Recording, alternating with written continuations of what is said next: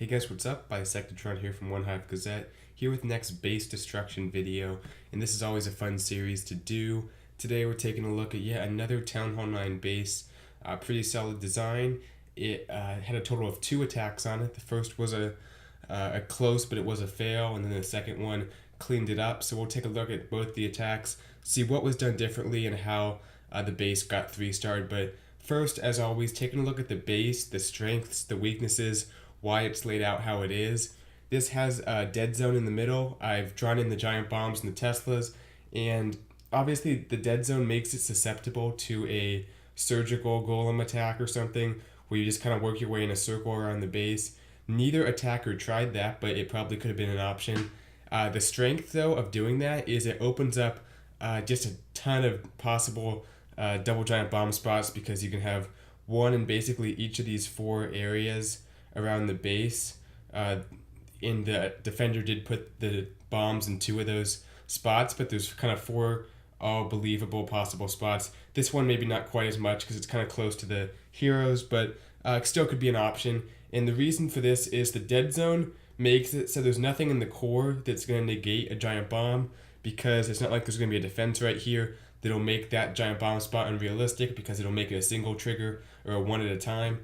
So by having that dead zone, it really opens up a lot of opportunities for you to put double giant bomb spots to throw off the first attacker, because all you have to worry about is making sure there's no defense on this side of it, because you know there won't be any defense up here, and that goes for all of these 3 double giant bomb spots. So looking at it from a ground perspective, which is kind of what we're seeing at Town Hall 9, I mean, you see Go La Lune and stuff every once in a while, but ground is a little bit more common. So from a ground perspective, this base is a little bit tricky on the first hit, especially if you're not doing a golem avalanche or a surgical golem attack, whatever you want to call it.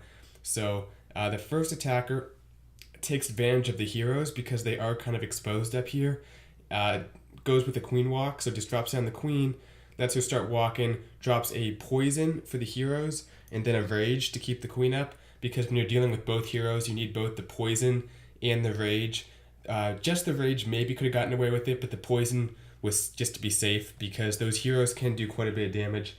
And then wall breakers in right here.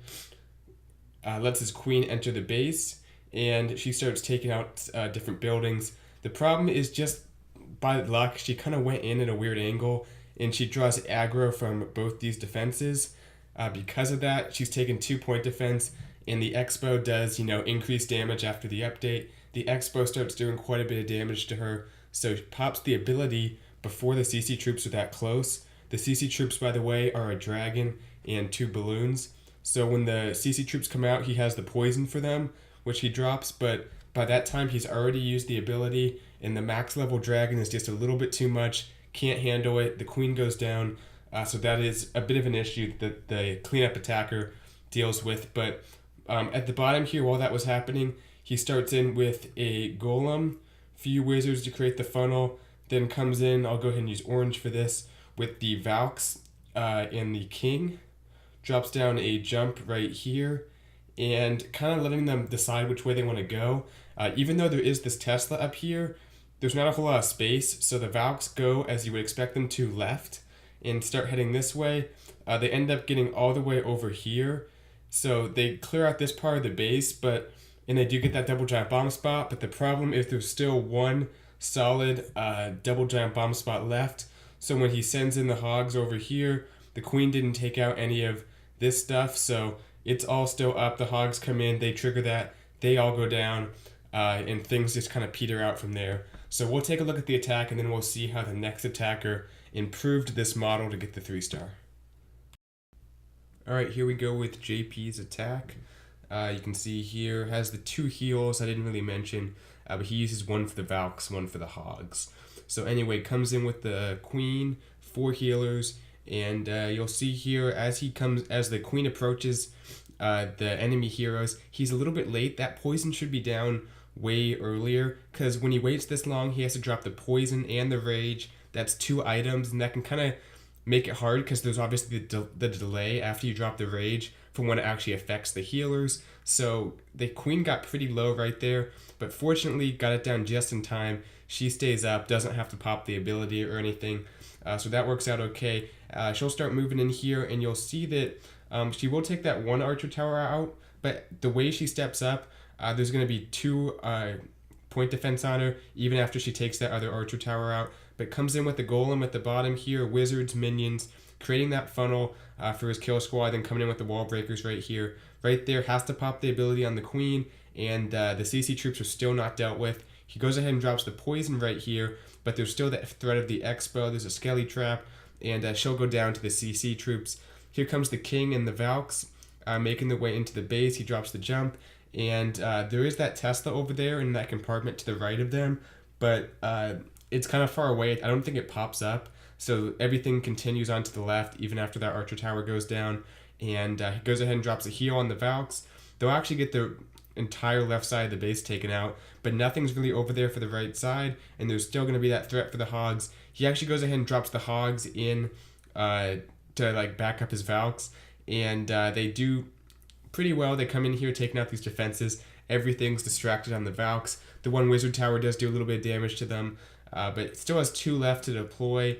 And the main problem is if you go to spring traps, he's only down to a few hogs. So even if that double giant bomb set wasn't there, he might have been a little bit short on hogs anyway. The next 2 coming in on the Tesla, but right here they'll go ahead and go up across that double giant bomb set. He loses pretty much all his hogs there. Last few go down right here, and still has the Valks, the king's ability. But as we fast forward, you'll see here just not enough time, if anything else, but also the defense is a major problem, obviously. So anyway, good try to JP. Let's go ahead and see how the attack was tweaked and how Fahim got the 3-star. Alright, we'll take a quick look at Fahim's plan. He does a very similar thing here, comes in with the queen. His queen is level 30, so she's able to do a little bit more, a little bit quicker. She comes in here, drops the rage and the poison a little bit earlier, so not a huge worry about the queen going down. She stays pretty much full health for the entire beginning. Goes ahead and drops a wizard here to create the funnel a little bit better. Pushes the queen on in, and just kind of the way it works out, she actually doesn't take as much damage, and her ability is enough to get the CC troops down and keep her up. So she's pretty much free to start taking out all this stuff, and eventually she'll step up, get this expo, which will negate that double giant bomb set. So that's huge. I think the level 30 queen made a difference, plus she stayed out of range of the expo somehow. So not a whole lot of a conscious change there. Just kind of got a little bit lucky, I guess, on the queen staying out of range of the expo, plus the level 30 makes a difference. But I think the main change here that I thought was important, and I think goes for pretty much any attack that we're talking about, is the value of sending in your kill squad kind of on a runway where they're not going to be split. So when the first attacker sends in the kill squad here, they're taking out like this part of the base, but then you have this part up and this part up. And I think especially for hogs, you don't want to have them split like that. You want to have the hogs all be going through one fluid movement along the base, taking out one collective section. So I think once these go down, that kind of creates the runway for his Valks to come in here and kind of make their way along this, and then comes in with the hogs to take out this section.